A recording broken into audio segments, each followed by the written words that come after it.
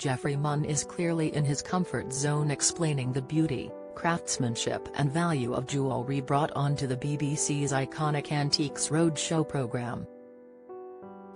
But in a newly published memoir he traces how a country boy who loved jumble sales found a job by pure chance in a court jeweller's. He became not only a trusted expert for the British royal family but also for Hollywood royalty, including Frank Sinatra, Bing Crosby, and Joan Rivers. Like a jewelry detective, he has gone on the hunt for lost treasures and famous items. The pursuit led him to meet Camilla Parker Bowles, long before she became queen, and to become the provider of one of her most prized pieces of jewelry. In all seriousness, he can point at a photo of Queen Camilla and say, "She's wearing a brooch based on my son's pet stick insect." Yet Munn's connection with Camilla seems a far cry from the early 1970s and the aftermath of some pretty disappointing A-level results. But opportunity knocked when a family friend spotted an advert for a junior role at Wartski, one of London's most upmarket jewellers. He recalls, "I was a complete country boy, no concept of even where Piccadilly Circus was. And I was plunged into this extraordinary rarefied environment, a court jeweller, bristling with royal warrants, Queen Elizabeth the Queen Mother, Greece, and Denmark, and subsequently the Prince of Wales, and connections with royalty." The royal family had first been drawn to Wartski because it sold works by Fabergé, the master jeweler popular with the Russian royal family. Bargain hunt guest strangled expert and claims he was encouraged to act out after Tsar Nicholas II, his wife Empress Alexandra, both related to the British royal family, and their children were killed by the Bolsheviks at the start of the Russian Revolution. The communist government sold off many of their belongings and Wartski acquired many pieces by Fabergé. This drew King George V and Queen Mary to Wartski's door. That was the start of a close association between Wartski and the royal family, says Munn, who stayed at the firm for 45 years and rose to become managing director. That association paid dividends for Munn in the 1990s, when he organized several fundraising events in aid of the Samaritans. He secured royal loans of their show-stopping tiaras to display. He is a mix of soft-spoken enthusiasm and tremendous knowledge, a winning combination with fans of Antiques Roadshow since joining in 1989. These qualities also appealed to members of the royal family.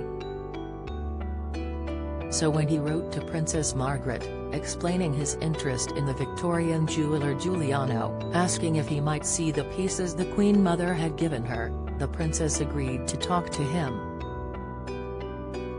He says, "When people live in great palaces and grand houses, their taste is actually cultivated from birth, they are seeing marvelous things as soon as they open their eyes, so Princess Margaret had superb taste." After their meeting she delivered to Wartski another Giuliano item she had forgotten about, bringing it in a wicker basket swinging from her arm. And delivery of another precious item was far more exotic. Don't miss.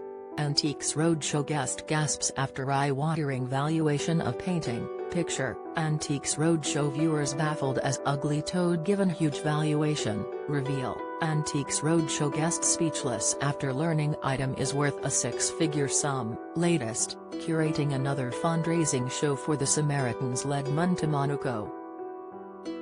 Prince Rainier offered to lend him a stunning clock made with one of Fabergé's famous Easter eggs. Munn had to collect it himself and recalls sitting in a helicopter with the Easter egg tucked under my seat, as we circled the cliffs of Monaco on the way back to London, a trip more akin to James Bond. In his time he has tracked down long-lost jewelry, but one thing he never found was a photo of the Edwardian beauty Alice Keppel, wearing a tiara given to her by King Edward VII. keen to see an image of her wearing it, he wrote to Major Bruce Shand, whose wife was the granddaughter of Mrs. Keppel. Major Shand replied, saying it was his daughter Camilla Parker Bowles who might help. Within days, Camilla got in touch. They never did find the photo, but Mrs. Parker Bowles visited Wartski, intrigued by many items. And when Major Shand wanted to give her a special gift to celebrate her engagement to the Prince of Wales in 2005, Munn recalled the brooch he'd had designed that would make the perfect gift. It occurred to me that my son's stick insect would be a perfect model, and he was replicated in platinum and diamonds. Mrs. Parker Bowles admired the glittering brooch. Munn and wife Caroline were later invited to Charles and Camilla's wedding at St. George's Chapel, Windsor.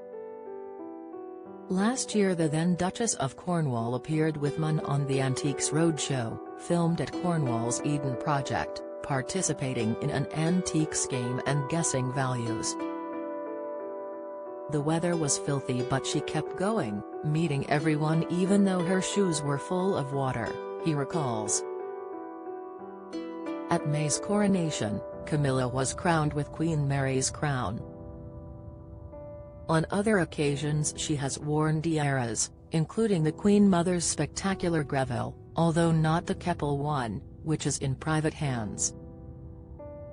While the royal family has one of the best collections of tiaras in the world, they are used only for major occasions nowadays, such as state banquets and the annual diplomatic receptions.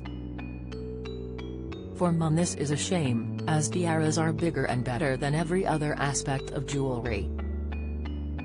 Nowadays there seems to be a terror of ostentation, he says. But that diminishes everybody. We don't get to see the most beautiful couture clothing and great jewelry often enough, which is a shame. When you do, it's ravishing. The Princess of Wales, for example, looks absolutely superb in haute couture and jewelry. It is part of the magic of royalty. A Touch of Gold, The Reminiscences of Geoffrey Munn is published by ACC Art Books.